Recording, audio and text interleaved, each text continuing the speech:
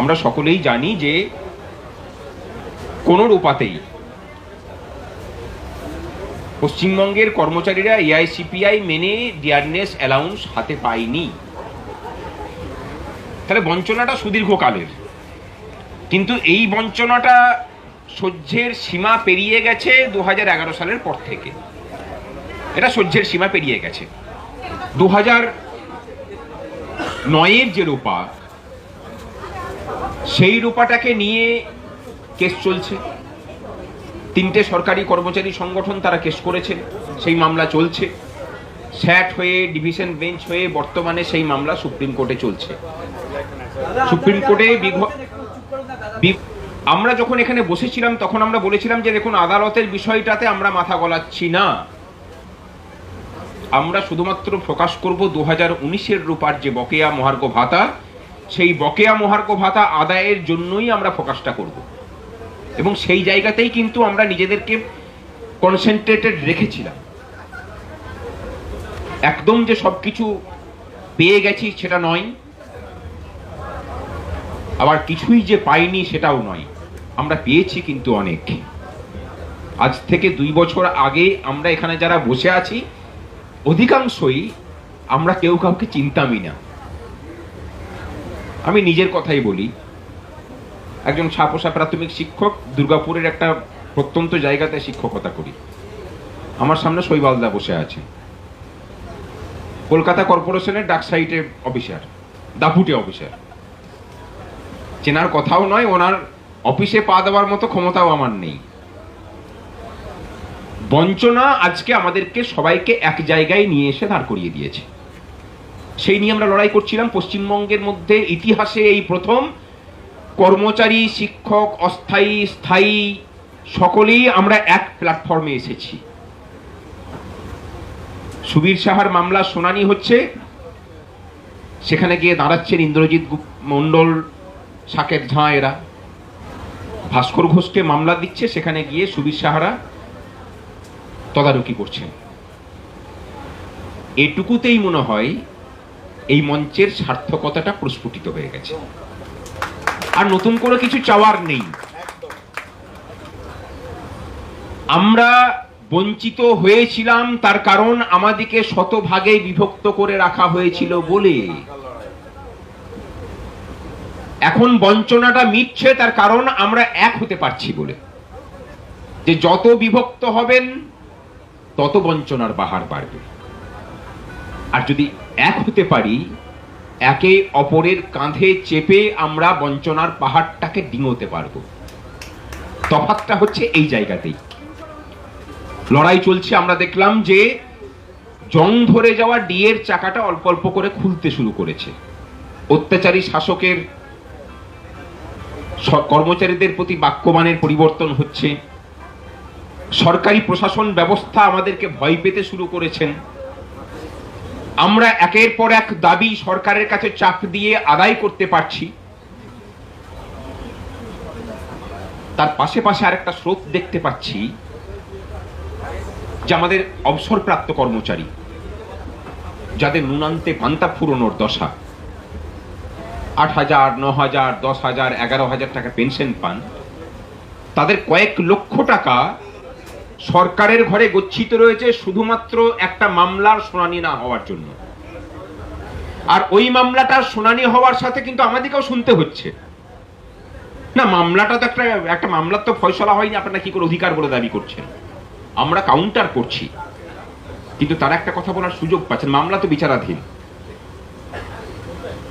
13তম শুনানিতে এসে পড়ে আমরা ঠিক করলাম যে এই মামলায় সংগ্রামী যৌথ মঞ্চ না ঢুকলে, যে চক্রব্যূহর মধ্যে সুপ্রিম কোর্টে গিয়ে রাজ্য সরকারি কর্মচারী শিক্ষকদের ভাগ্যটা বন্দী হয়েছে, সেই চক্রব্যূহ ভেদ করা যাবে না। প্রশ্ন হতে পারে যে কেন আমরা এই কথাটা বলছি যে চক্রব্যূহ ভেদ করার জন্য সংগ্রামী যৌথ মঞ্চকেই ঢুকতে হবে। তার কারণ মামলা পরিচালনার ক্ষেত্রে সংগ্রামী যৌথ মঞ্চের বিগত 2 বছরের যে অভিজ্ঞতা, যে মুন্সিয়ানা, যে অপরাজেয় পতাকা লকলক করে আকাশে উঠছে, সেটাই এখনো পর্যন্ত সংগ্রামী যৌথ মঞ্চের নামে করা কোনো মামলায় আমরা হারিনি। এমনকি সরকারি কর্মচারীদের স্যাট ছাড়া অন্য কোনো গতি নেই, সেই মিথটাকেও আমরা সযত্নে ভেঙেছি।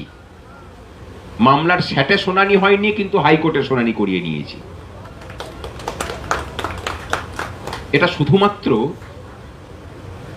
আইনটার উপরে আমাদের দখলটাকেই প্রমাণ করে, এবং সেই জায়গা থেকেই আমরা বর্তমানে আত্মবিশ্বাসী যে এই মামলাটাতে যুক্ত হলে পরে এই মামলাটার মোড় আমরা ঘোরাতে পারবো। প্রশ্ন হতে পারে যে তাহলে যারা এতদিন থেকে লড়ছিলেন তারা কি ব্যর্থ হলেন? না, একদমই নয়। আমরা যাচ্ছি তাদের হাতটাকে শক্ত করার জন্য। কোনো প্রতিদ্বন্দ্বী হিসাবে এই মামলায় আমরা ঢুকছি না। যে মামলাকারী তিনটে সংগঠন আছে তাদের হাতটাকে শক্ত করার জন্যই আমরা ঢুকছি। তাহলে এখানে আবার আরেকটা প্রশ্ন হতে পারে যে তাদেরকেই তো আমরা উকিল দিয়ে সাহায্য করতে পারতাম, সেটা না করে আমরা ঢুকলাম কেন? তাদের মধ্যে একটা মামলাকারী সংগঠনকে এই সংগ্রামী যৌথ মঞ্চ, তার সহযোগী কর্মচারী সংগঠনরা, রাজ্যের আপামর শিক্ষক শিক্ষিকারা মোটামুটি 20 লক্ষ টাকা দিয়েছেন। একটা নাম করা উকিলও কিন্তু দাঁড় করাননি। 20 লাখ টাকায় অন্তত একটা দিনের জন্য কোনো নাম করা উকিলকে দাঁড় করাতে পারতেন, দাঁড় করাননি তারা। আর একটা মামলায় উকিল প্রোভাইড করা আর নিজেরা তদারকি করে সেই মামলাকে এগিয়ে নিয়ে যাওয়া, দুটোর মধ্যে তফাৎ আছে। এই তফাৎ আছে বলেই আমরা এটাতে ঢোকার সিদ্ধান্তটা নিয়েছি। আর এই সুযোগেই তারা তাদের পকেটে ঢুকিয়ে রাখা একটা তাসকে তারা ফেলেছেন, বিভেদের তাস। সংগ্রামী যৌথ মঞ্চের মধ্যে তো সবাই আছে, পৌরসভার কর্মীরা আছেন, পঞ্চায়েতের কর্মচারীরা আছেন, শিক্ষক শিক্ষিকারা আছেন, কলেজ বিশ্ববিদ্যালয়ের অধ্যাপক অধ্যাপিকারা আছেন। তাহলে ঢুকলে তো এই মামলাটা ঘেঁটে যাবে। অনেককে ইঙ্গিত করছেন যে বুদ্ধিমান লোক ইশারাতে বুঝে নিন। সেই বুদ্ধিমান লোকদেরকে জানাই যে সংগ্রামী যৌথ মঞ্চ কোনো প্রবঞ্চনা করার জন্য মামলায় ঢুকছে না। এই মামলাটা মূল রূপার উপরে মামলা। মূল রূপার ডিএর অধিকার যদি 2009 সালেরটা প্রতিষ্ঠিত হয়, ওটা যদি রায় বের করে নিয়ে আসতে পারি, সেটা সমস্ত রূপার উপরেই লাগু হবে। এখানে সরকারও বলতে পারে না যে শুধুমাত্র ওদেরকে দেবো, বাকিদেরকে দেবো না। যদি বলে তখন সেই লড়াইটা সংগ্রামী যৌথ মঞ্চ নিজে বুঝে নেবে। ভরসা দিচ্ছি। আপাতত ওই মামলাতে যে লড়াই চলছে সেই লড়াইটাই চলবে। আমরা পার্টি অ্যাডিশন হয়ে আমাদের পক্ষের কথাটা কোনো নাম করা আইনজীবীদেরকে দিয়ে বলানো করানো হবে, এর বাইরে আমাদের কোনো ভূমিকা নেই। লড়াইটা কিভাবে কন্ডাক্ট হবে? অনেকে বলছেন যে সংগ্রামী যৌথ মঞ্চে যে যুক্ত হবে তার জন্য তো 3টে ডেট লাগতে পারে। 13টা ডেট তো চাতক পাখি হয়ে কাটিয়েছেন। আমরা মনে করছি যে লাগবে না। মামলাটাকে 25শে মের আগেই আমরা হয়তো মেনশন করিয়ে শুনানির জন্য তুলব। 25শে মার্চ নতুন বেঞ্চে মামলা ফিক্সড হবে। আমাদের পিটিশন রেডি, পিটিশন ফাইল হবে যে কোনো দিনই। আইনজীবীদের একাধিক টিম এখানে কাজ করছেন একদম ফুল প্রুফ একটা পিটিশন বানানোর জন্য। এবং মামলাটা রাজ্যের কর্মচারীরা জিতবেন, সংগ্রামী যৌথ মঞ্চ জিতবে আমরা কিন্তু একবারও বলছি না। এই মামলা জিতে গেলে সংগ্রামী যৌথ মঞ্চকে কোনো কৃতিত্ব দিতে হবে না রাজ্যের কর্মচারী শিক্ষকদের। যা কৃতিত্ব দেওয়ার এতদিন থেকে যারা লড়াই করেছেন তাদেরকেই দেবেন। আমরা কোনো কৃতিত্বের ভাগ বসানোর জন্য যাচ্ছি না, কিন্তু আমরা যাচ্ছি এই মামলার সাথে স্বার্থ জড়িয়ে থাকা কয়েক লক্ষ কর্মচারী, অবসরপ্রাপ্ত কর্মচারীদের স্বার্থ রক্ষা করার জন্য। তার সাথে এখনকার কর্মচারীরা তো আছেনই, কিন্তু তাদের স্বার্থ রক্ষাটা সব থেকে আগে। চলুন, নিজেদের পকেটে যে বিভেদের তাসটা সবসময় নিয়ে ঘুরে বেড়ান, যেখানে শিক্ষকদের সাথে শিক্ষকদের বিভেদ ঘটান, কর্মচারীদের সাথে কর্মচারীদের বিভেদ ঘটান, অফিসারদের সাধারণ কর্মচারীদের বিভেদ ঘটান, কিছুদিনের জন্য অন্তত এই বঞ্চনার এই পরিসরে ওই তাসগুলোকে নিজেদের ভিতরে রাখুন। যে ঐক্য সংগ্রামী যৌথ মঞ্চের হাত ধরে এই রাজ্যের বঞ্চিত কর্মচারী শিক্ষকরা খুঁজে পেয়েছেন, তাকে একটু পথ চলার জন্য জায়গাটা করে দিন। তারপরে না হয়তো বিভেদের বিউগলটা আবার বাজাতে শুরু করবেন। ততদিনে আমরা ওখান থেকে জয়টাকে ছিনিয়ে আনি, এই জয়টা আপনাদের হাতেই তুলে দেব। ওই জয়ে আমাদের কোনো কৃতিত্বের ভাগ লাগবে না, আমরা কোনো কৃতিত্ব নিতে আসিও নি। আর ডিএ মামলা নিয়ে সরকারি কর্মচারীদের ভয় পাওয়ার কিছু নেই, আমরা ঘেঁটে দিতে আসিনি মশাই। আপনাদের হাতে যত তাড়াতাড়ি সেই ডিএর অধিকারটুকু পৌঁছে দেওয়া যায়, সেই কাজটাকে ত্বরান্বিত করার জন্যই আমরা নামছি। এবার কথা হতে পারে এই টাকা জোগাবেন কারা? আমরা মনে করি না যে ডিএর টাকা, মামলার লড়াই করার জন্য টাকার অভাব এই রাজ্যে হবে। আমরা একটা সংগঠিত ভাবেই এগোবো। এই রাজ্যের সমস্ত স্তরের কর্মচারী, শিক্ষক, আধিকারিক সকলের কাছে আবেদন করছি, আমাদের কাছে 5,000 থেকে 7,000টা অফিস, স্কুল, কলেজ, থানা, শিক্ষা প্রতিষ্ঠান প্রয়োজন। যারা অফিস পিছু প্রত্যেক শুনানির জন্য 1,000 টাকা করে তুলে দেবেন, এবং সেটা অনলাইনে, অফলাইনে কোনো টাকা কেউ দেবেন না।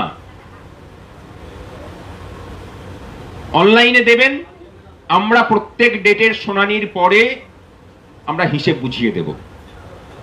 দুর্গাপুরের নতুন যে অ্যাকাউন্টটা হয়েছে, সেই অ্যাকাউন্টে আপাতত 5,60,000 টাকা মতো জমা পড়েছে। এখন আমরা সেভাবে প্রচার করিনি। তাতেও